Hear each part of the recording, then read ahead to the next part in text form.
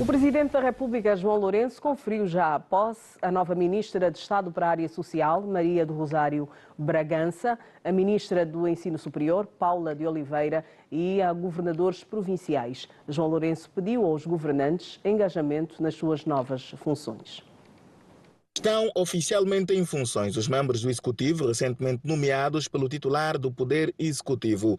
Em cerimônia orientada pelo Presidente da República esta manhã, aqui no Palácio Presidencial, a Cidade Alta, o destaque recai para Maria do Rosário Bragança, impulsada no cargo de Ministra de Estado para o Setor Social, Paula Regina Simões de Oliveira, no cargo de Ministra do Ensino Superior, Ciência, Tecnologia e Inovação, e os novos governadores do Huambo, Cabinda, Kwanza Sul, Bié e Lunda Norte. O Presidente da República, João Lourenço, destaca o mérito na escolha que fez. Procuramos premiar o mérito. Algumas das governadoras nomeadas eram administradoras municipais e pelo bom trabalho exercido nos municípios mereceram a nossa confiança e, como tal, pensamos ter chegado o momento de levá-las à categoria de governadoras provinciais. Para Maraquiosa, que deixa Cabinda e segue para o Kwanza Sul, e Pereira Alfredo, que sai do Bié para a vizinha província do Huambo, o chefe de Estado destaca igualmente o bom trabalho realizado e espera um desempenho ainda melhor face aos desafios que tem pela frente. E as pessoas às vezes se interrogam, mas então se estavam a fazer bom trabalho, por que saem? Eu, meio a brincar, digo saem para desempenharem a função do bombeiro. Portanto, se fizeram um bom trabalho onde estavam, o que esperamos é que venham a fazer igual ou melhor na província ou nas províncias para onde foram indicados agora. Nesta cerimônia tomaram igualmente posse Álvaro da Cunha Cândido, no cargo de Secretário de Estado para as Pescas e Recursos Marinhos, e Constantina Pereira Furtado Machado, no cargo de vice-governadora da província do Kwanza Norte para o setor político e social. Vamos olhar para estas mudanças que foram feitas pelo Presidente da República, João Lourenço, e já também conferiu posse às pessoas que foram nomeadas. Lindo Bernardo Tito é jurista, volta a estar connosco para a revista Zimbo esta noite. Boa noite, seja bem-vindo. O que é que nos pode dizer sobre as mudanças feitas pelo Presidente João Lourenço, com destaque, obviamente, para a Ministra de Estado para a Área Social? Muito obrigado, Leda, mas deixa só deixar uma nota introdutória. Sim. Qualquer nomeação é feita de acordo com a conveniência de quem nomeia e quem exonera. Nós não queremos tirar o mérito das nomeações e exonerações, mas nós vamos fazer a nossa análise, obviamente, das nomeações e exonerações. Como diz o americano, vamos tentar especular nos bastidores o que é que de facto aconteceu. Bom, algumas das exonerações já eram previsíveis, né? Quais eram as previsíveis? A Ministra de Estado, Ringote, para mim já era previsível. Deixa-me só ser franco em dizer o seguinte. A Ringote pareceu-me que não conseguiu fazer a substituição da antiga Ministra de Estado, Carolina Sequeira, por causa da estatura política, por causa do carisma político e do percurso político da Carolina Sequeira, que a Ringote não tinha, obviamente. E foi colocado, digamos, de uma maneira em que perdeu-se um pouquinho no Palácio Presidencial. Mais do que isso, a Ringote teve uma responsabilidade de coordenar um setor extremamente importante, onde tem ministros com algum percurso político e não só, mas com influência dentro do Palácio Presidencial. O que é que quer dizer com isso? Que a Ministra Dalva Ringote terá sido engolida pelo sistema, por assim dizer? Não digo pelo sistema, terá sido engolido por falta de carisma e de percurso político dela. Porque ele tinha a Ministra da Saúde, a Lutucuta, tinha o Ministro de Energia e Água, Borges, para coordenar, para citar só esses, e não era fácil coordenar esses dois ministros, não só por causa da influência política, da aparição pública, mas da dimensão governativa desses dois ministros. E com a Carolina Cerqueira não era assim. A Carolina tinha poder, e ela sabe exercer o poder, e eu conheço-a muito bem, e tinha presença política e tinha uma dimensão política diferente da Ringote. Ringote, obviamente, começou o seu percurso de governação logo como ministra de Estado, e numa área social extremamente difícil. Daí que ela perdeu-se completamente naquela floresta que se chama Palácio Presidencial. E eu conheci Ringote algumas vezes nas saídas para fora do país, ao passo que, ao nível interno, ela perdeu-se. Não sentimos a sua ação como ministra coordenadora da área social. Não conheço e não conheci as ideias dela na área social. Não apresentou e não as conheci. É óbvio que ela teve dificuldade de gestão da área social, de coordenação dessas figuras políticas e esses ministros que integram a área social. Doutor, vamos fazer o seguinte, porque estamos a falar sobre a ex-ministra de Estado para a área social, Dalva Ringote, exonerada e substituída por Maria do Rosário Bragança, anterior ministra do Ensino Superior. Doutora Balixionga, boa noite. Vamos olhar primeiro para esta questão em particular das mudanças que foram feitas a nível da ministra de Estado para a área social.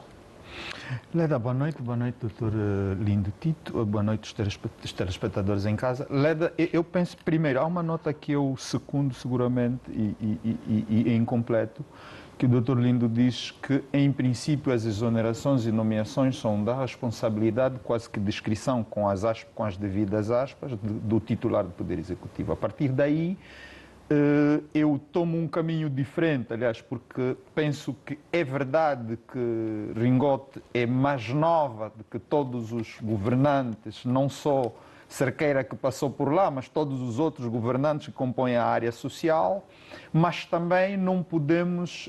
E é o meu entendimento, ou seja, não é por causa da sua juventude que a vamos desmerecer. Partindo do princípio de que não me parece que uma ministra do Estado tenha, qualquer ministro, qualquer auxiliar do titular do Poder Executivo, tenha o seu próprio plano, tenha um plano independente para implementar.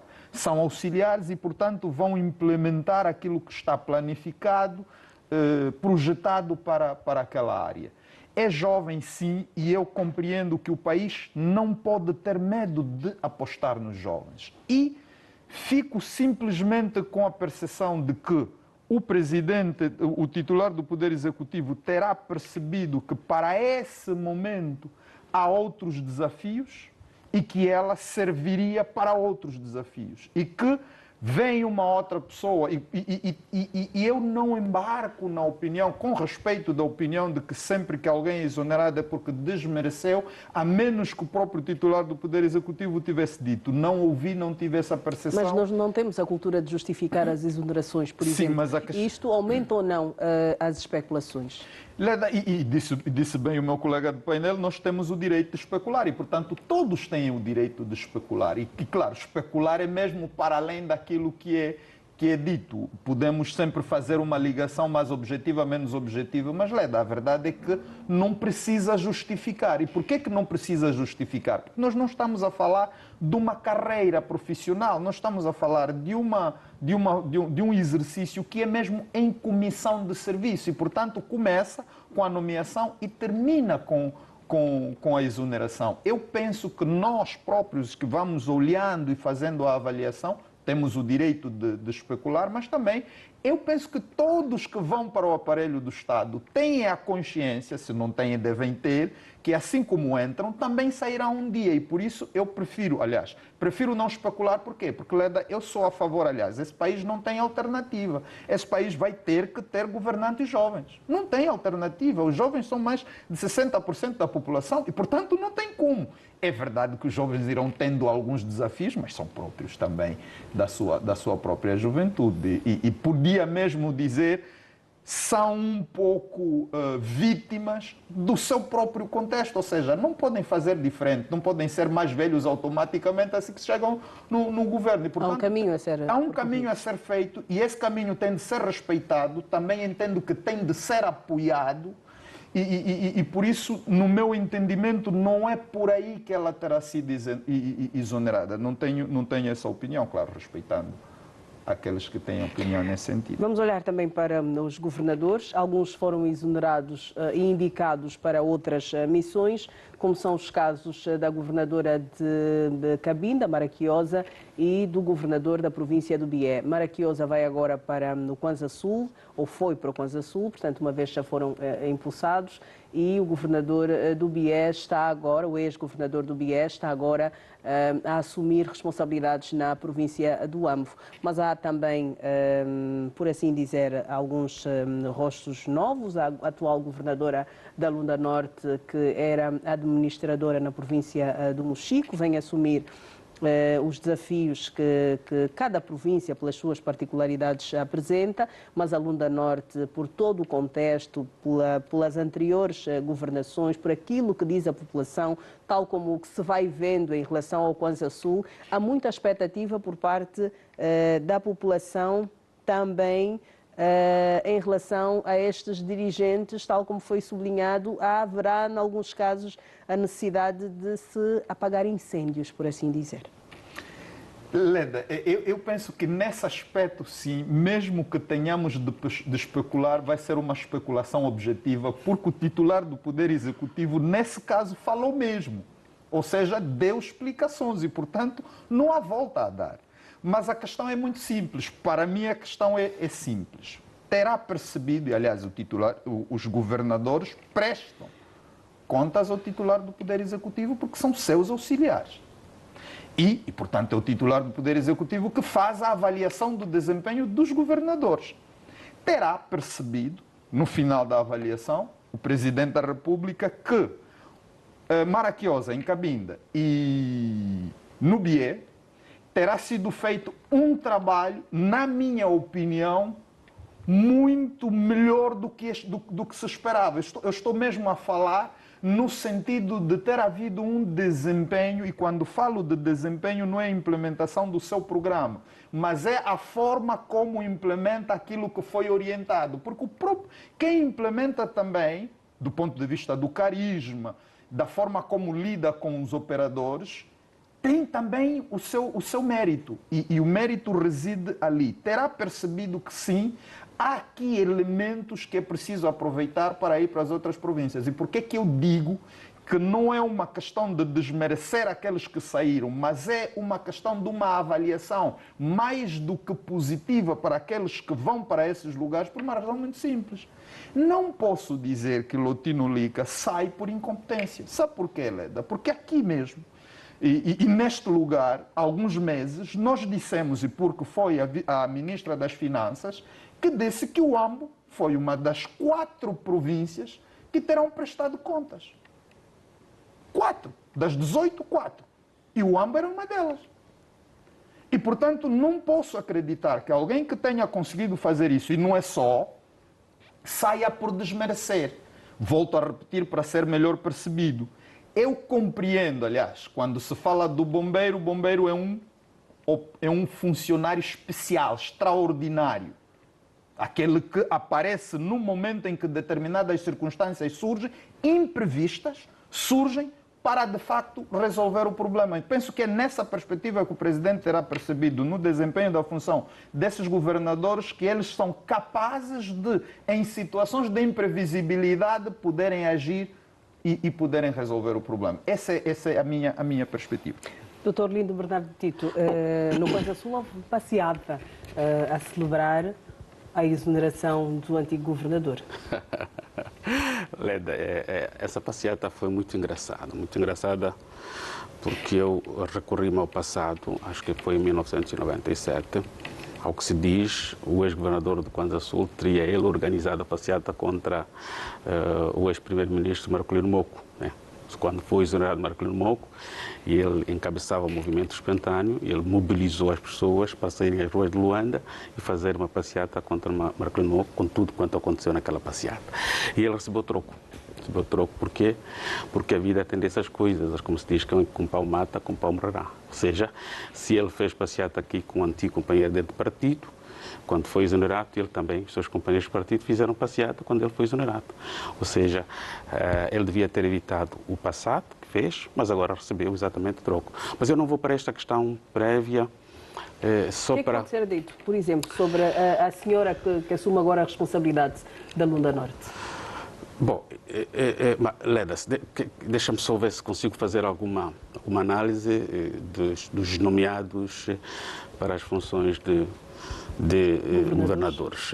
E eu não vou falar da governadora Marquiosa, que sai de Cabinda e vai para o Kwanza Sul como bombeira, mas qualquer bombeiro tem que ter água para apagar os incêndios. E eu acredito que ela terá imensa dificuldade se não tiver água. Ou seja, por mais capaz que seja, se não tiver água, não vai conseguir. O mesmo com o meu amigo Alfredo, que sai do Bié e vai para o Ambo, né? Precisará de água, e muita água para o Ambo. E nessas questões de nomeações e nomeações de governadores, não contam apenas as competências do indivíduo, mas conta também o trabalho político partidário, porque eles são ao mesmo tempo governador e primeiro secretário. Ora, se não tiver capacidade de governar e conseguir, como primeiro secretário, mobilizar o partido e capitalizar cada vez mais apoio, e ele capaz de manter nas funções até quando não puder. Há muitos que ficaram como governador por causa deste elemento partido. Ora, para a questão da governadora Mara e do meu amigo Alfredo, não se coloca. Okay? Mas deixa-me só agora ver se vamos entender as três nomeações. A nomeação da governadora do Bié, a doutora Celeste Alfredo, Adolfo Salvero, a doutora Cabinda. Susana para Cabinda e a doutora Filomena para a Lunda Norte. Bom, a doutora Susana parece-me que conseguiu o que exatamente pretendeu durante muitos anos. Ela lutou e conseguiu chegar a essa função. E porquê? Por causa de aquilo que ele foi fazendo no município de Andulo. Lembro a todos que durante a Covid, o titular do Poder Executivo fez uma publicação no Facebook, onde, obviamente, fazia referências positivas a ela, a forma como estava a cuidar da questão da Covid. Para mim, aquilo foi um indicador claro que ela havia de ter um caminho longo, iria, obviamente, ocupar novas funções tarde ou cedo. Para além disso, ela foi para o Bureau Político num contexto também surpreendente. Ou seja, nem o próprio primeiro secretário, o Alfredo, sabia que ela seria membro do Bureau Político, foi encontrada na sala, surpreendentemente, como membro do Bureau Político. Ela começou a fazer o caminho muito cedo por causa do que ela fazia no município de Andulo. E o município de Andulo é um município bastante disputado entre os dois grandes partidos, entre o MPLA e a UNITA. E o trabalho que ela fez como primeira secretária também foi um trabalho louvável, não é? Porque conseguiu conter a aderência do principal adversário político. Note que o MPLA ganhou em Andulo, era previsível que a UNITA ganhasse, o maior centro de apoio no Bié da UNITA era previsível que fosse em 2022 Andulo, mas isso não aconteceu, foi o MPLA que ganhou Andulo. Ora, mereceu sim, por tudo quanto ela fez no município de Andulo, tanto do ponto de vista político-partidário como primeira secretária, também como administradora municipal. A questão da governadora Susana, que sai do Belize para a governadora de Cabinda, aqui deixa-me só dizer, segundo a informação que eu recolhi, não teve tanta prestação assim que merecesse, obviamente, a função de governadora. Mas talvez a prestação foi do ponto de vista político. Porque em Cabinda, o único município que o MPLA ganhou foi Belize. E isto conta muito para o percurso político de um político da dimensão da doutora Susana. E foi isso que, para mim, foi avaliado, que ela podia, sim, assumir a governação de Cabinda, mas também o partido em Cabinda. Podia mobilizar mais apoio e inverter a situação de 2022 em 2027. Nota que a Susana é Mayombe, e essa é a segunda figura, ao que sei, salvo erro, que assume as funções de governador como Mayombe. Depois, o governador nunca vem exatamente ela. Ou seja, vem a Susana assumir essa função. Daí, essa movimentação que estamos a assistir, essas festas, enfim, os Mayombes sentem-se cada vez mais regozijados por terem sido nomeado mais um dos Mayombes para essa função. Bom, por fim, a governadora que vai para a minha terra, né? Que já está na minha terra, a governadora Filomena. Mas antes de falar dela, eu quero falar da antiga governadora. Ela foi vítima de um sistema instalado.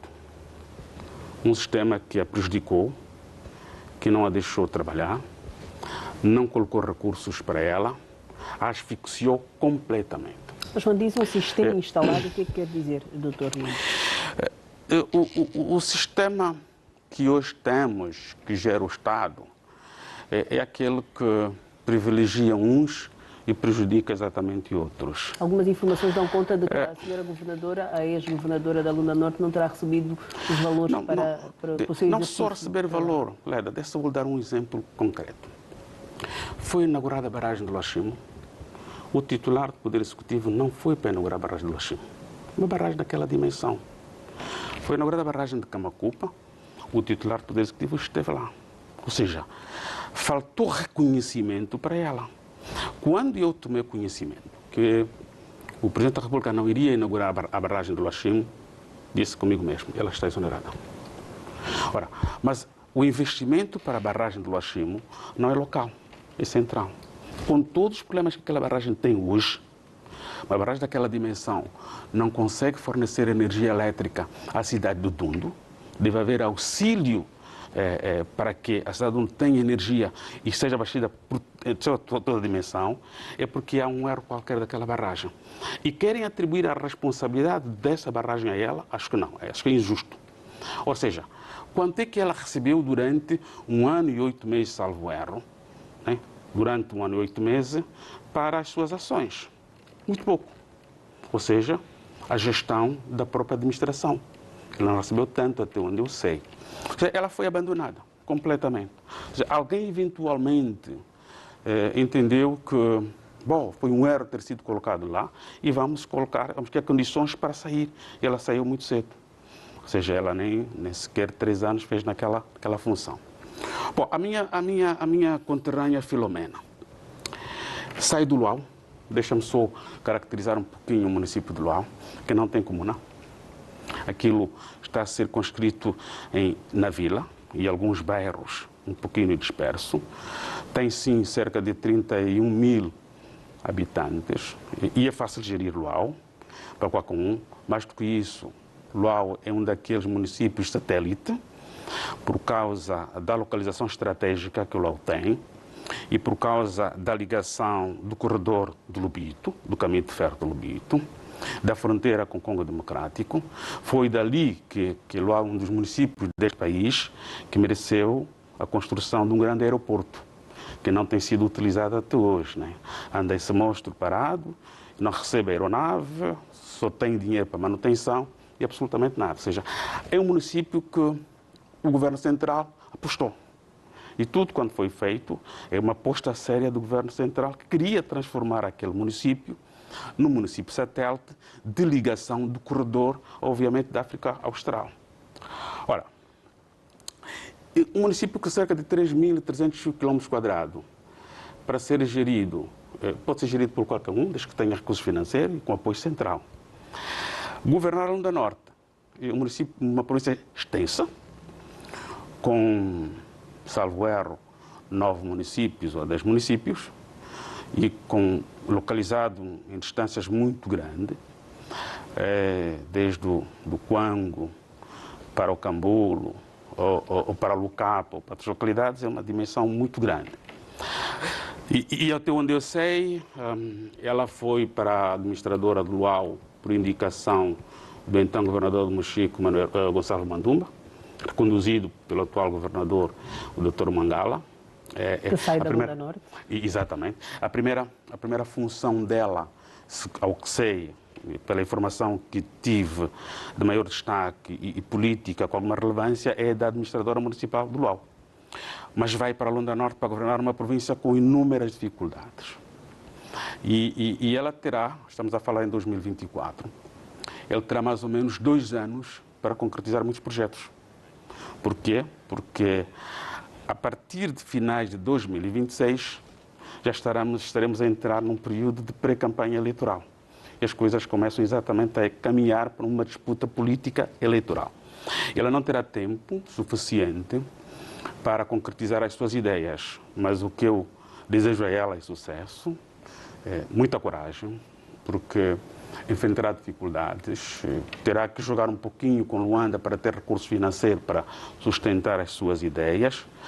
Se não conseguir, obviamente terá o mesmo caminho que a antiga governadora. Obrigada.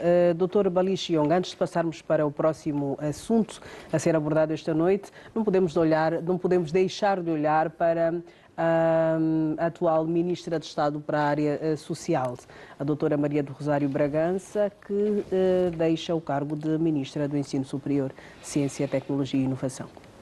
Quais são os grandes desafios, a seu ver, para a atual Ministra para a área social? E aqui nós estamos, bem, se tomar a lógica do meu colega do painel, nós temos uma ministra com algum tempo de governação, até estamos a falar do ponto de vista da idade, tem esse enquadramento, e se esse for um elemento, que eu lamento, mas se for um elemento que facilite a relação entre os auxiliares e a equipa que vai coordenar, eu penso que está de parabéns. E eu digo lamento porque o país tem que dar espaço para a juventude e a juventude tem que chegar à governação e tem de ter essa possibilidade. Mas, claro, nós estamos a falar de alguém que sai do Ministério do Ensino Superior e, portanto, tem também essa experiência, tem essa capacidade de dialogar. Já vimos, aliás, sabe-se, por exemplo, que muitas das questões no ensino superior, nomeadamente a questão da greve e tudo mais, essas questões foram resolvidas também com a intervenção dela, a participação dela, e, portanto, é uma pessoa aberta ao diálogo. Agora, na coordenação, na área da ação social, Leda, nós temos aqui desafios muito grandes. Desde logo, o problema da educação. Claro, que sai do Ministério do Ensino Superior, vai para a área social e tem a educação, que eu entendo que é um dos elementos muito importantes, não só para agora, mas para os próximos 30 anos. Nós precisamos, na área da educação, uma mudança de 360 graus. Estou a dizer 360 graus. Primeiro, porque os caminhos tradicionais para resolver os problemas da educação não nos levam lá. Ou seja, nós não temos nem capacidade do ponto de vista de recursos, por exemplo, para construirmos o número de escolas que são necessárias para tirar as crianças fora do sistema de ensino. Não temos capacidade de recursos financeiros para termos o número de professores. E, portanto, qual é a aposta? Hoje o mundo faz uma aposta na tecnologia. Eu já disse mais uma vez, e a minha esperança é que isso venha a acontecer, que, Leda, é começar a apostar no ensino online, no ensino à distância, para começarmos a encurtar distâncias e começarmos a maximizar espaços e, sobretudo, aproveitar melhor os recursos. Antes, sim. Antes de entrarmos para este assunto, o Dr. Lindo Bernardo Tito, e ainda quando falávamos dos governadores, afirmou que a ex-governadora da Lunda Norte terá sido vítima de um sistema instalado. Quer rebater esta informação? O que é que se lhe oferece dizer sobre isso? Leda, isto soa mesmo a uma espécie de teoria da conspiração. Soa mesmo a isto, não é? Porque... E eu não posso... Não conheço a governadora, mas tenho seguramente certeza que esse não pode ser o caminho. Mas por uma razão só lógica, é só uma razão lógica. Não pode o próprio titular do Poder Executivo, que é, em última instância, o último responsável pela execução do programa que propôs ao país, permitir que isso aconteça. Por quê? Porque, Leda, se há um insucesso na Lunda Norte, não é um insucesso da governadora.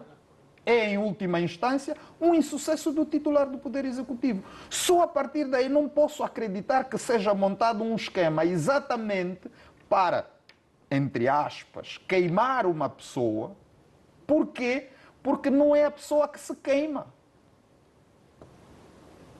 É a população que fica sem o serviço e é, sobretudo, o partido que suporta o governo que fica com uma avaliação negativa. A partir daí, não posso aceitar que seja esse o caminho, claro. Mas há ou não um desafio muito grande para as pessoas agora nomeadas e indicadas para determinadas províncias, quer a Lunda Norte pelos desafios que apresenta há vários anos e alguns são bem conhecidos, ou as outras províncias têm igualmente desafios e que vão receber, entre aspas, bombeiros para resolver situações que deverão ser pontuais. Não, aqui deixa-me estar de acordo com o doutor Lindo Bernardo Tito, que há províncias que precisam de atenção especial. E Lunda Norte é uma dessas províncias que precisa de atenção especial. Não estamos só a falar pelo facto de ser uma das províncias com muitos recursos em termos de minérios, mas estamos a falar de uma província que, do ponto de vista do desenvolvimento, precisa de mais intervenção em relação às outras. E estamos então a falar daquela grande estratégia que é necessária para o país, que é derrubar as assimetrias. E nessa perspectiva há províncias que precisam mais, e Lunda Norte é uma delas. Mas isso também significa, Leda, e não devemos esquecer, aqui sim nós podemos falar mesmo do mérito. Aliás, um primeiro exemplo aconteceu na Huila, quando Luís Nunes sai da Huila, deixa a MAHAP e era seu vice-governador. Quando nós temos administradoras municipais que passam a assumir cargos de governação. É verdade que a confiança política é fundamental, mas ela não pode ser suficiente, partindo do princípio de que, para mobilizar as pessoas, é preciso fazer bem. Então, é preciso fazer com que as coisas aconteçam para que as próprias pessoas se sintam mobilizadas. E, portanto, é nessa perspectiva que eu acho que sim, há províncias que precisam ter maior atenção, e Lunda Norte é uma delas. Agora, há províncias onde, naturalmente, a criatividade tem de vir ao de cima, e o carisma, como meu colega disse, para que as coisas aconteçam. Aliás, porque mobilizar pessoas para que façam o trabalho não basta só ter dinheiro, é preciso também ter carisma para mobilizar. Doutor Lindo Bernardo Tito, quer acrescentar alguma coisa antes de passar? Eu vou recuperar um tema e depois responderei ao que ele disse na sua intervenção agora, na última parte da intervenção dele. Mas deixa-me só recuperar o tema da juventude, que ele está sempre a se referir, como que o país tivesse abandonado o jovem, como que os jovens tivessem sido discriminados, como que o jovem não tem acesso ao poder político, que o jovem não tem acesso... Tomei a sua narrativa, doutor. O doutor é que disse que Ringote foi vítima da sua juventude, do seu desconhecimento. E eu estou a dizer que o país precisa... Uma coisa é desconhecimento, outra coisa é da sua juventude, da sua imperícia, isso é completamente diferente. Mas deixa-me só falar o seguinte, deixa-me só dizer o seguinte. Neste governo, nós temos um ministro de Estado-Chefe de Casa Civil e um jovem. Sim. E, aliás... Doutor Adão de Almeida. Doutor Adão de Almeida. Toda a Casa Civil, hoje, até onde eu sei, é constituída pelos jovens. Sim. Jovens com idade até aí aos 42 anos. Pelo menos conheço muito deles, né? O ministro da Justiça é jovem. Aliás, saiu da Faculdade de Direito, foi para o Tribunal Constitucional, para o ministro da Administração do Território e hoje é ministro da Justiça. E é jovem. O ministro... Márcio Daniel. Ministro das Finanças.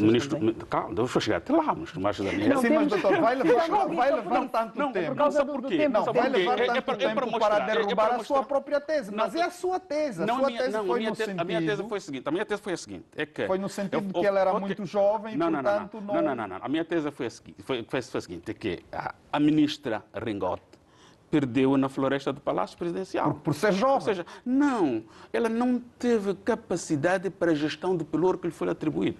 Ou seja, a sua dimensão política também não lhe permitiu gerir o setor social. Diferente do Adão de Almeida, que encontrou pessoas lá tem estatura política, se impôs e está a fazer uma gestão.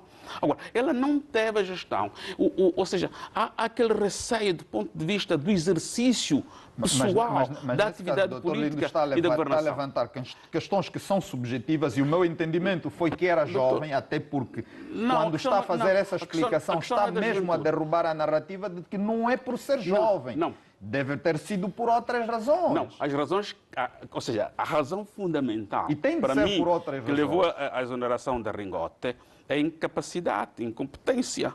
Ou seja, ela não conseguiu provar que era competente. Falar no Mas o doutor está a dizer programa que as de coisas televisão não aconteceram enquanto foi ministra de Estado, não aconteceram as coisas. O doutor disse uma coisa aqui que não é verdade. Quem que é auxiliar não vai depender da orientação superior do seu chefe. Aliás, por isso tem que ele o seu auxiliar. programa? Não, ele tem de apresentar ideias que têm de ser incorporadas no programa do chefe. Mas ideias para fazer o quê? Não, doutor, peço desculpas, nós temos, por exemplo, todas as tarefas do o ministro Estado. Está aí nomeado para quê? Mas todos os... A depender do que o chefe oriente? Peço desculpas, não estou a falar da orientação. É isso estou a dizer que o país... Não estou a dizer o seguinte. O país... Não estou a dizer que o país... Aliás, porque se for dessa maneira, nós estamos mal. O país, quando... Qual a maneira que eu não entendi? Se disser que quando o governador entra tem que trazer as suas ideias do que é que vai fazer... Claro! Se for conduzido o país dessa forma... E porquê? Por que é que eu estou a dizer isso? Vou só lhe dar um exemplo. Mas então somos nomeados para quê? Doutor, para depender dos outros? Ou nós temos que ter criatividade? Temos que ter imaginação? Temos que ter programas? Sim, mas nós temos que apresentar programas. Doutor, a criatividade é no sentido de implementar o que está projetado. Doutor, deixa eu dizer o seguinte. Em termos de políticas públicas, elas são gizadas de acordo com o Plano Nacional.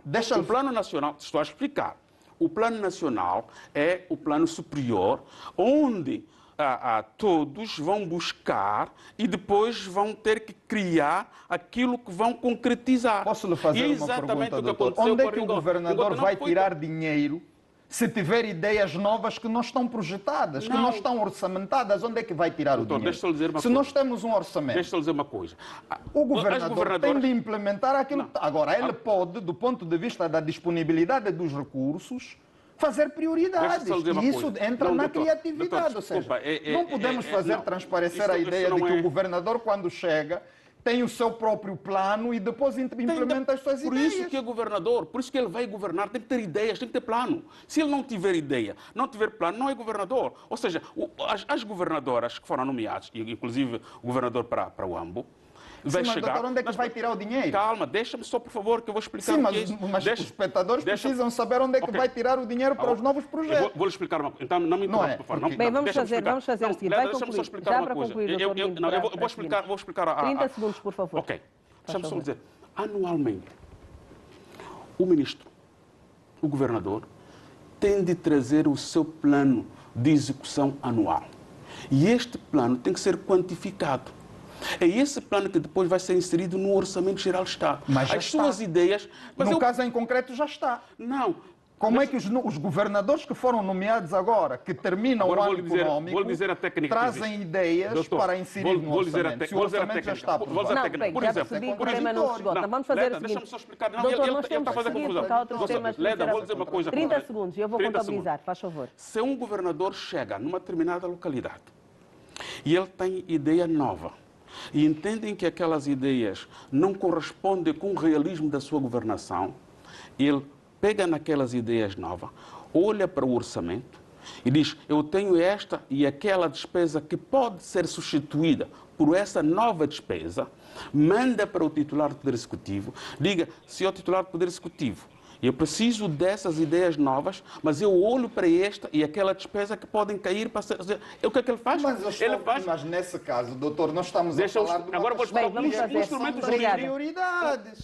Doutor Bali, um minuto, doutor Lindo. Vou dar também 30 segundos ao doutor Bali para passarmos para o próximo tema. Não lhe dispenso os 30 segundos no sentido de que é muito simples. Diga então. Existe um orçamento aprovado e aquilo é para executar. Aliás, nós temos menos... Deixa-me terminar, doutor. Nós temos menos recursos para toda a demanda que nós temos. Só posso perceber que, do ponto de vista da criatividade das prioridades, algumas coisas sejam implementadas do ponto de vista prioritário. Não quero aceitar, aliás, e essa é mesmo a minha assunção, não acredito que cada governador traz o seu plano e implementa o seu plano. Ou seja, senão nós nunca teríamos um país projetado em ações. Vamos ter que continuar. São créditos orçamentais depois, adicionais. Quando sairmos, são adicionais. Quando sairmos do ar. Mas atenção, senhores, por favor, doutor Lindo Bernardo Tito. Doutor Lindo Bernardo Tito, vamos seguir e vamos, doutor Balixionga, por favor, vamos seguir e olhar para... Sim, mas o governador não vem pelos créditos adicionais, ou seja, senhores, não governa com os adicionais. Bem, vamos fazer o seguinte, vamos seguir. Vamos seguir. O grupo parlamentar do MPLA justificou a votação da lei contra o vandalismo pela necessidade de proteger os bens e serviços do Estado que são financiados pelos impostos da população. O documento passou pelo crivo dos deputados, com 103 votos a favor, nenhum contra e 64 abstenções da UNITA, o maior partido na oposição. A proposta agora aprovada prevê medidas mais rigorosas para prevenir e punir o vandalismo de bens e serviços públicos, punir os responsáveis diretos desses atos, bem como aqueles que instigam, financiam ou apoiam tais ações. O documento prevê ainda penas entre 3 e 25 anos de prisão, de acordo com a violência dos atos e a natureza pública do bem ou serviço sujeito à ação criminosa. Na sua declaração de voto, o grupo parlamentar da UNITA apontou intenções ocultas no artigo 19º, que considera que o crime será agravado se for cometido com a autoria ou cumplicidade de titulares de cargos políticos. Para a UNITA, que reconhece a necessidade da lei face ao aumento dos atos lesivos de bens e serviços públicos, esta está, no entanto, ajustada com penas máximas mais altas do que as aplicáveis ao crime de peculato e ao crime de violação de menores. Já o partido maioritário explicou na sua declaração de voto que a destruição ou danificação de bens públicos representa um prejuízo direto para toda a sociedade. Na ótica do grupo parlamentar do MPLA, o vandalismo pode interromper serviços ou comprometer serviços essenciais e a lei vai ajudar a garantir que esses serviços sejam mantidos e operacionais, porque o fenómeno causa prejuízos económicos significativos.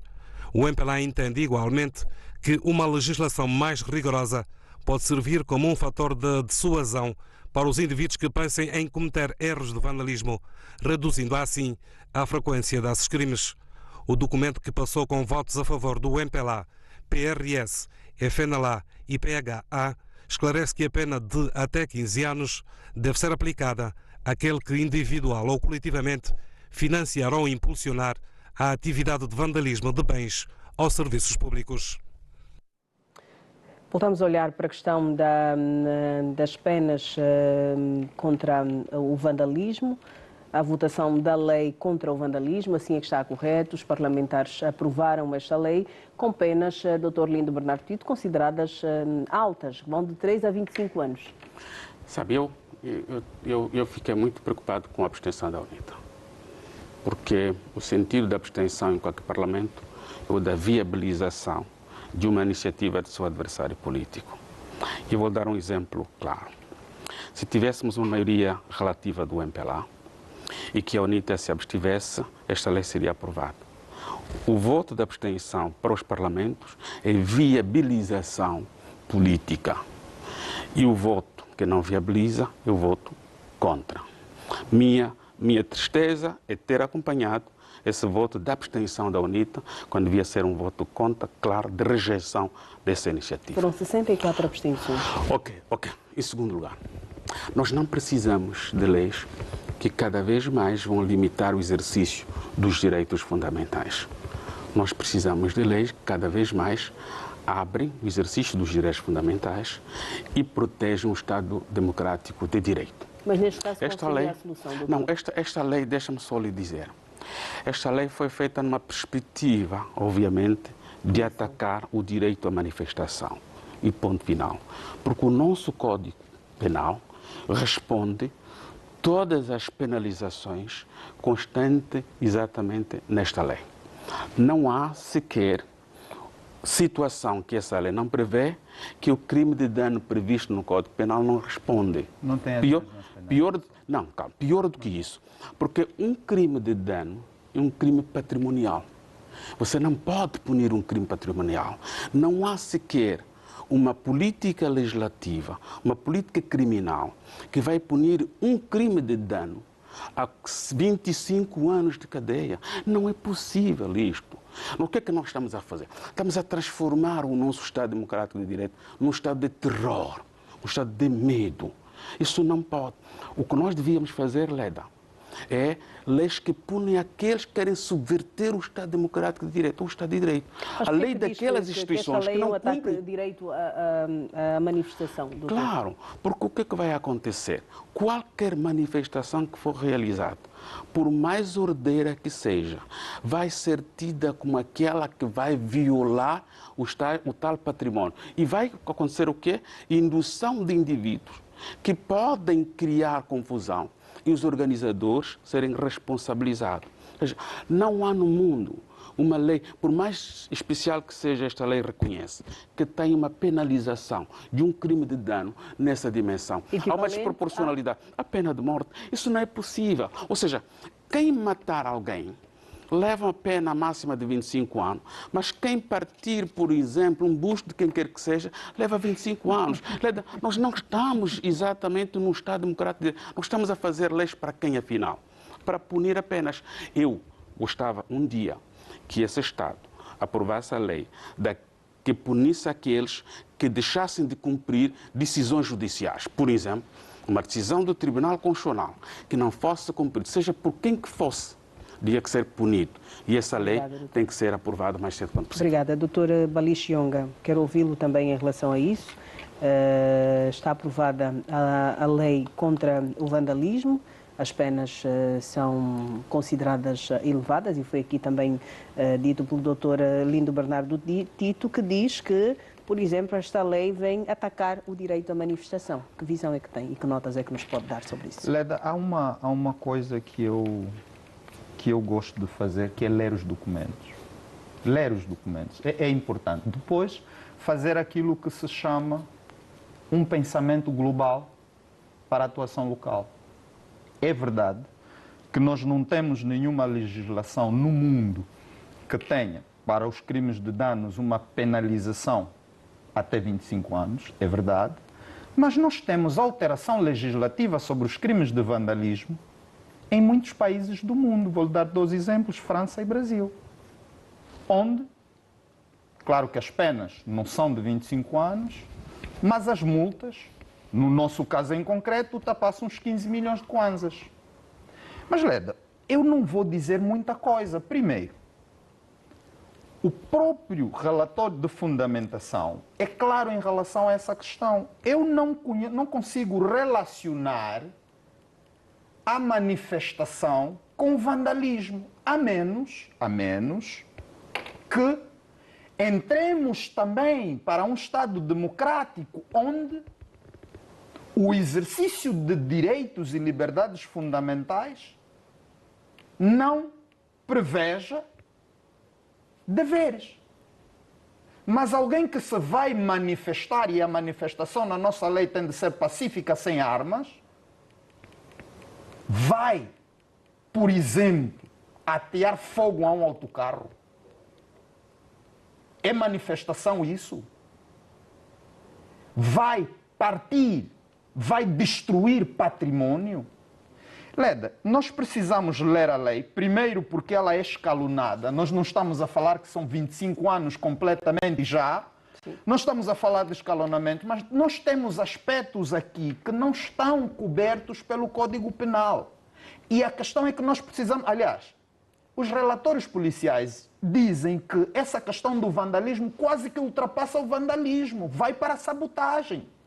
E, portanto, do ponto de vista da prevenção geral, é preciso sermos mais rigorosos e mais repressivos. Leda, vou dar 2 exemplos para terminar. Não é, e do ponto de vista da opinião, já sabem que eu, por exemplo, sou a favor da pena de morte. E não é por causa de existir pena de morte nos Estados Unidos que é um Estado menos democrático. Não é por causa de existirem penas que vão para cima de 100 anos, do ponto de vista do cúmulo jurídico, que faz do Brasil um país não democrático. Então nós temos que ter aqui alguma responsabilidade. Nós ouvimos os números dos governos provinciais sobre os vandalismos. Fruto da responsabilidade que temos, Dr. Bali, também com o tempo. Vou aproveitar para pedir... Bem, lamentavelmente, Leda, nós na segunda-feira celebramos o dia, no dia 15 foi o dia das competências juvenis, e eu penso que nós somos um país jovem que precisa crescer e precisamos apostar na juventude. Eu já disse, e penso que o Ministério da Juventude e do Desporto vai nesse caminho, nós podemos ser uma potência do ponto de vista da indústria desportiva. Partilhar 2 obras, a primeira é de Hamilton Santos, Levanta-te, um angolano que fala sobre a necessidade e os caminhos para sermos resilientes. Depois, Leda, o problema das drogas, o prazer e o mal, uma filosofia das drogas, que nós precisamos que os nossos jovens sejam educados para evitarem o caminho da droga. Obrigado. Obrigada, Dr. Bali. Dr. Lindo Bernardo Tito, o seu minuto. Minuto. Bom, o minuto vai para a minha cidade de Saurimo, que está de luto pela morte de 4 crianças, seguida ao suicídio do autor dessas mortes. Eu não conseguia acordar naquele dia com bastante disposição quando tomei conhecimento de que um indivíduo, por maior dificuldade que passasse, por problemas diversos que tivesse a viver com a sua esposa, teve coragem de tirar a vida a seus próprios filhos, 4 filhos, em seguida a sua própria vida. E eu solidarizo-me com a mãe e com toda a família, lamento as mortes, mas eu digo que para aquele espaço territorial é uma questão que aconteceu pela primeira vez. Nunca tinha acompanhado até aqui onde eu estou com meus 50 e poucos anos. Muito obrigada, Dr. Lindo Bernardo Tito. Obrigada, Dr. Bali Chionga, pelas vossas presenças aqui na revista Zimbo da TV Zimbo. Senhor